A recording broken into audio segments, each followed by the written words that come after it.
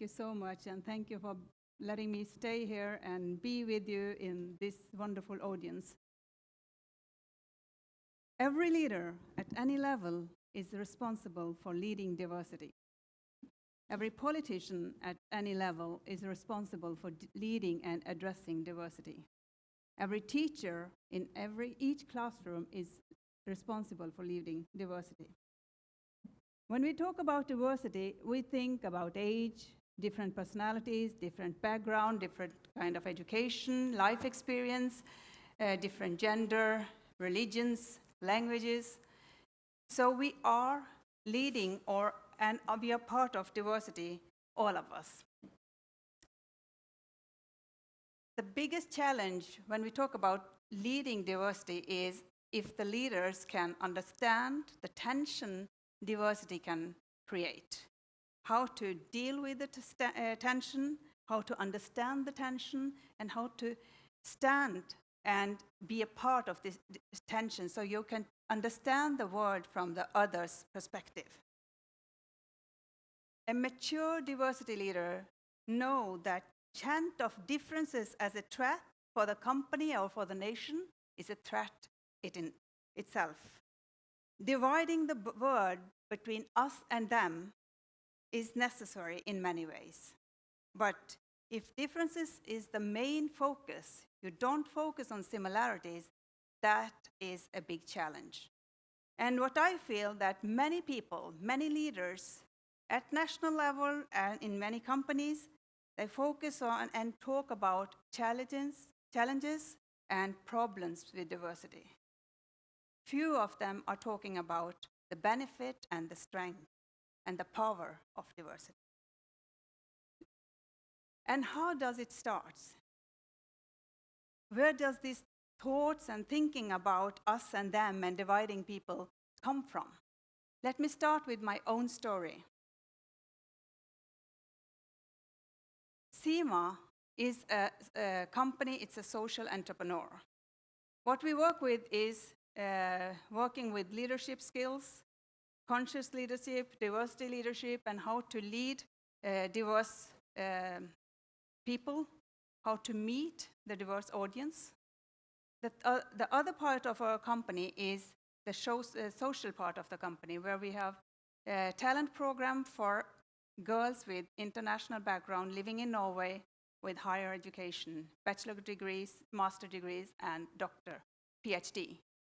Our main purpose of this talent program is to help and give girls the skills and work with their own, leading their own life so they can get leader position in a private or another company. We want to make role models with different kind of background in Norway. The reason why I started this company is based in my own story, rooted in my own story. As Alfred told you, I'm born in India. I came to Norway in 1973. I was only 5 years. And I remember my childhood. I remember the story my parents and my neighbors were telling me about Norwegians and Indians, about the differences. Let me start about one scene in my life, one particular scene in my life which has changed my life.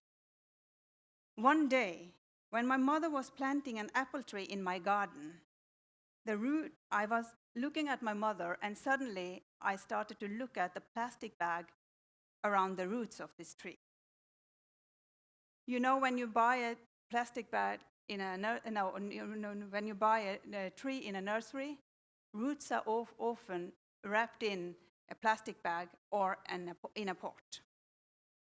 When I was looking at my mother and looking at this tree, a thought came to my mind. My parents, like millions of other parents and people who have moved from one place to another place, from one country to another country, are like trees on move. They have left one garden, moved to another garden, but they have the plastic bag around their roots. they have not get rooted in the new soil. My parents had been living here for over 25 years when this incident happened, but they had plastic bag around their roots. When I was looking at my mother, I started to think about my mother, my father, and other immigrants I knew in Norway. It was just like meeting people, being among people who was living a life in transit. They had moved from one country, arrived in another country, but they were still dreaming about another country, going back to India, going back to Poland, going back to Pakistan or other countries. They didn't talk about going back, but it felt like they were planning to go back because they were physically living in Norway, but emotionally and the feelings they had, they were still back in the country they left. And mentally, they was not in Norway, they was in their own country. While looking at my mother, another metaphor came to my mind. I saw myself inside this plastic bag around the roots. I started to think about my life. It was in this plastic bag I grew up.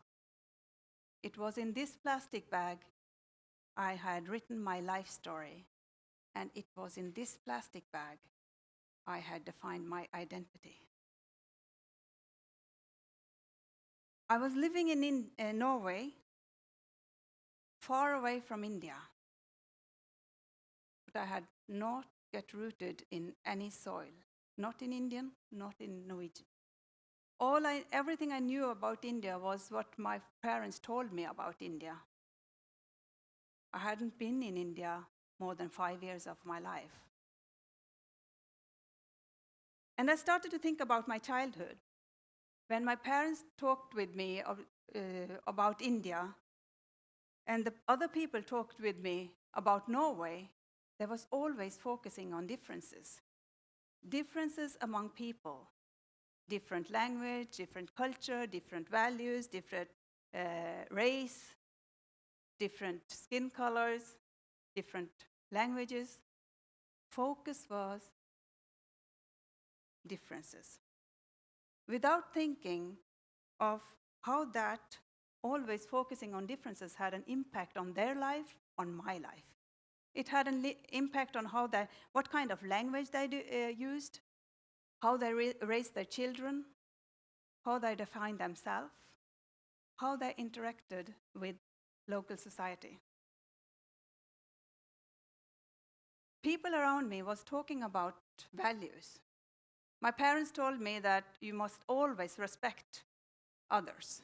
You must show respect for Indian culture, you must show respect for Norwegian culture. My teachers, Norwegians, they told me we should respect each other's culture and values.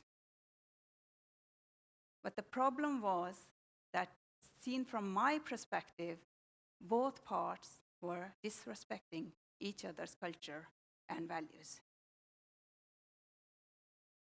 Because what I found was that what was seen as morally right in one culture became immoral in the other culture.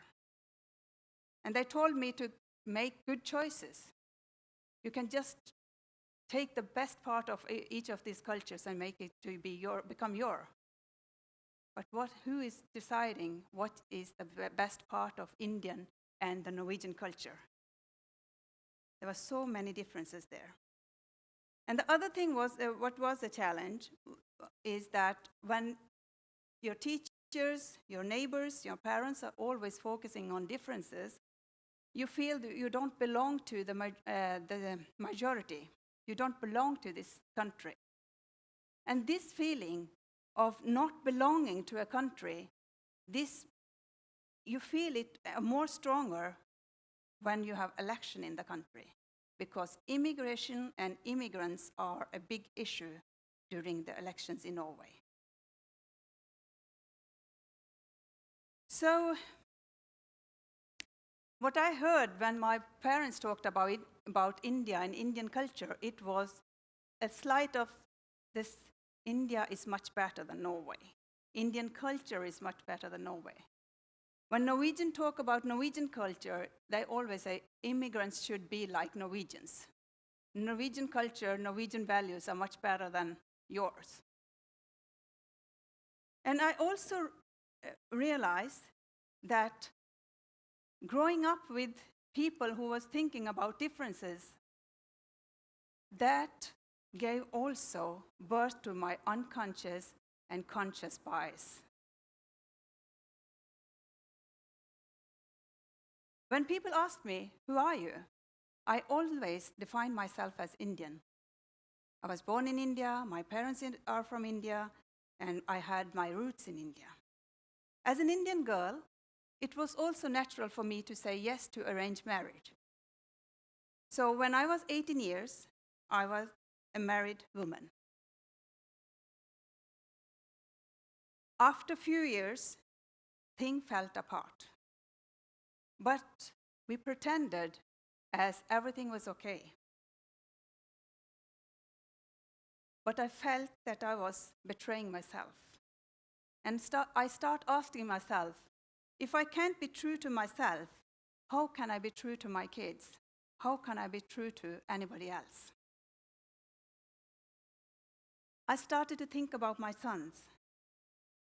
And suddenly, I realized that my sons are also growing up in this plastic bag. That day, I decided to come out of this plastic bag, escape from this plastic bag. I wanted to make a difference, give my sons another life, help them to define themselves in another way. I started to listen to my inner voice. When I started to listen to my inner voice, I realized that I was living a life far away from my dreams, my values, and my true self. These thoughts gave me strength to take charge of my life. It took me 4 years to build up myself so I could handle the storm which would hit me when I took the leap. And when I got divorced, after 11 years marriage, everyone turned their back to me. For Indians and other immigrants in Kristiansand, the town I came from, I was become a Norwegian. For Norwegians, I was an immigrant Indian girl. After divorce, I had lost my network. I had no network in the Indian society or immigrant society, and I had no network in the Norwegian society. I started to ask myself, if I'm not Indian enough for Indians, I'm not Norwegian enough for Norwegians, who am I? What's my identity? I have been living here for many, many years, but I don't know who I am. I knew that my parents will be back in my life sooner or later. And they came back in my life after about 1 year. But the golden chance everybody else was giving me was a unique gift. Because when they turned their back to me, they gave me freedom to define my life on my terms, without any interruption. So I decided to use this opportunity as a benefit, instead of focusing on that as a problem or a challenge. So again, I asked myself, who am I? I'm not a part of the Indian society, I'm not a part of the Norwegian society. And Norwegians, when they say, "Oh, you are so integrated, Loveleen," I always answer, "Thank you, so are you." Because what I don't want to find out is, how do you measure that a person is integrated? Because if we can measure that, then I know that this measurement must be used according to everyone living in this country, not only immigrants. So sometimes I ask people, what do you think when you say you are so integrated? What do you mean? How can you know that I'm an integrated person or not?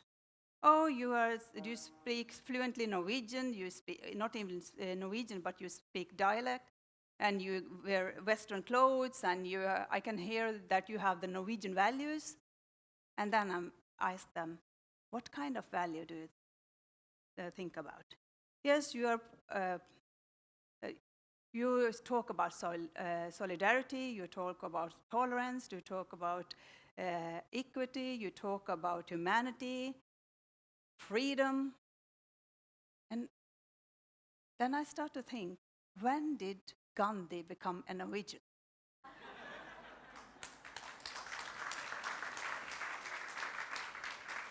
Because if tolerance, equity, freedom, respect, all these values are Norwegians, why don't I meet Norwegians who show me this every day? Why don't people, politicians, leaders, talk about these values when they talk about minority groups? Why do they talk about challenges and problems? So, again, I asked myself, where do I belong?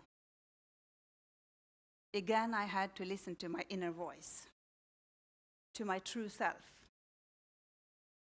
The main goal at that time, I was talking about 1997, the main goal at that time I had in my life was to lead my life so I could be a role model for my two sons.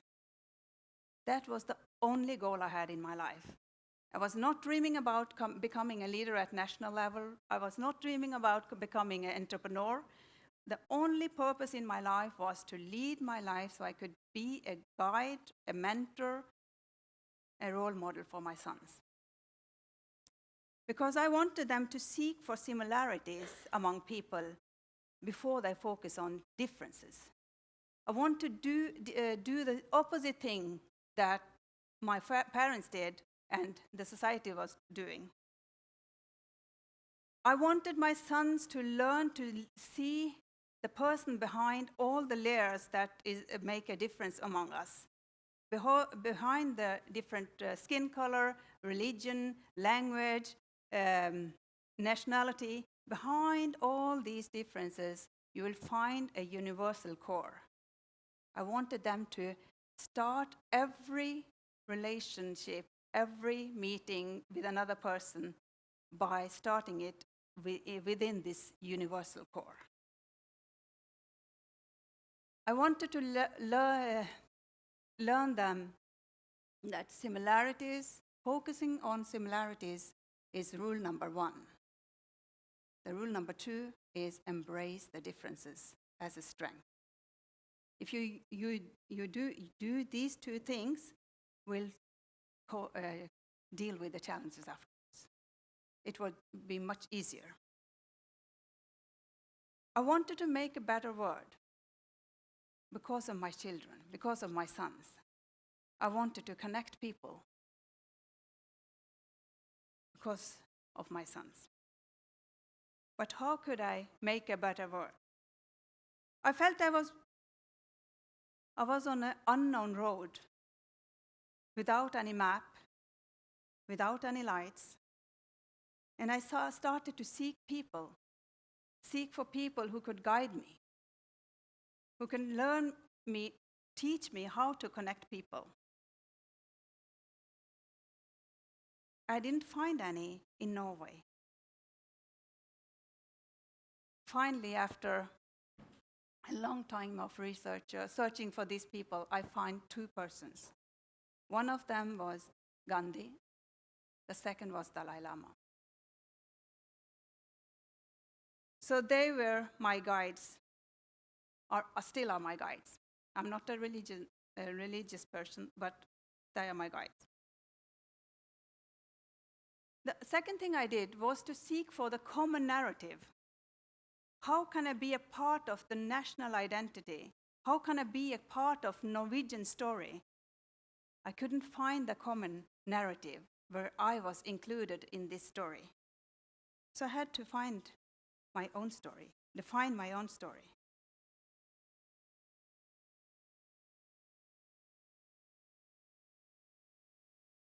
I had to find out how we can rewrite the story of Norway, and my own story and my children's story.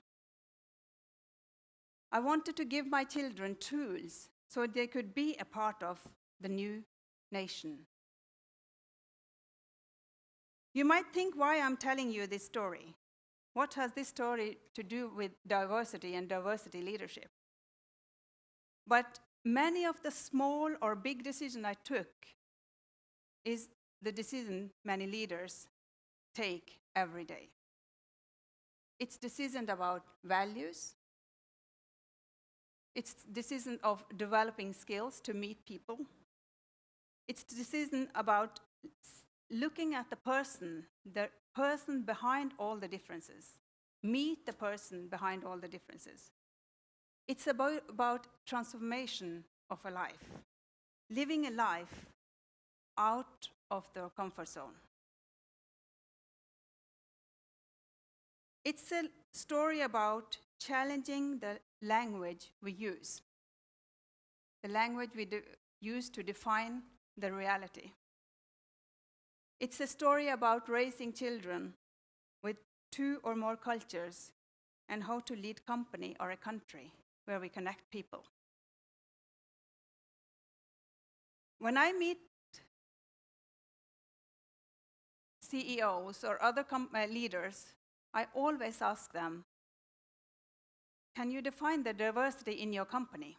And what they do is start telling me how many women they have, how many people with disabilities they have, how many languages or nationalities they have. And so, but it stops there. They only count. They're counting diversity. They can't tell me how they use diversity. And what we seek for is how do you embrace diversity? How do you use the different skills, different languages, different perspectives? How do you use this in the daily life of your company? How is the culture of your organization? What we found out is companies with 15 different languages and nationalities, or 30% women in leader positions, when they talk about their culture, it's a fit-in culture. It's not a diverse culture. We don't talk about diversity leadership, we talk about assimilation. We all know, and there are many studies which shows that diversity means profit. It means you can better understand your customers and target market. You can give better service, make better products. You can also attract a large pool of talent. You can energize individual performance, improve innovation. There are many benefits of diversity. But in Norway, when we talk about diversity, we talk about integrating people. We talk about helping people. We talk about challenge with diversity. We do not talk about the power of diversity and the strength of diversity. And I think it's possible to have 2 thoughts, 2 perspectives in your mind when you talk about diversity. It's not only strength, it can be challenge, but it's not only challenges, it is a strength as well. Benefit of diversity is diversity. If you hire diversity, but your organization has a fit-in culture, it means there is no diversity at all. When we talk about talent, the company must be relevant for the talent.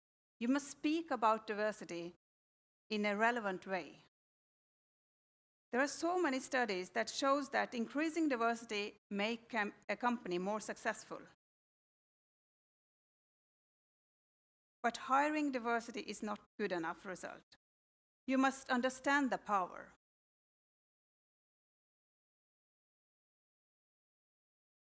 When we talk about leading diversity, when I talk about being a part of diversity, then it starts with that you as a leader, as a human being, you must be aware of your bias. You must know the purpose and lead with heart, not only with mind. You must invest in the relationships. Try to understand the world from the other person's perspective. Because when I was seeking for the narrative, what is the narrative of Norway? How can I be a part of it? I first started to read many Norwegian books about Norwegian authors, of Norwegian society, Norwegian culture, and so on. But when I understood that if I want to be a part of the Norwegian narrative, I have to invest in relation. I have to see people, listen to them, and meet them as equal. The first step in my life, it was the most difficult step, it was to take a look inside myself, understand my bias according to myself, to the Indian society, and to the Norwegian society.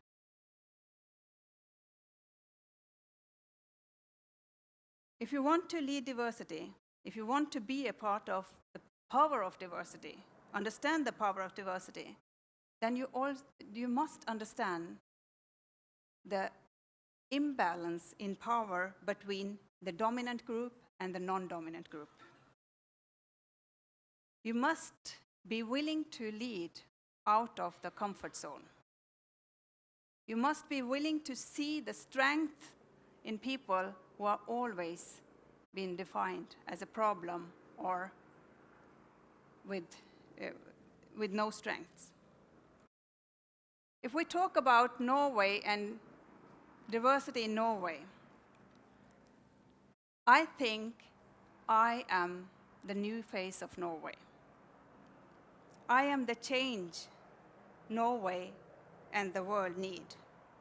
I'm proud to be able to add new dimensions to the Norwegian story and the Norwegian narrative.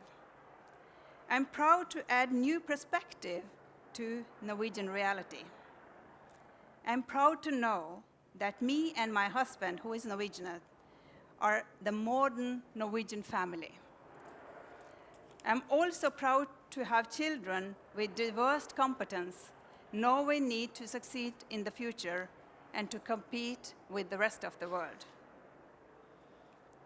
I'm glad that I took the big leap in 1997. I'm glad that I managed to transform my personal life. And now I think time has come that we have to transform this history of Norway, the narrative of Norway, not history, story of Norway, the narrative of Norway, narrative of the world, and narrative of the country. But it starts within you and me. Thank you.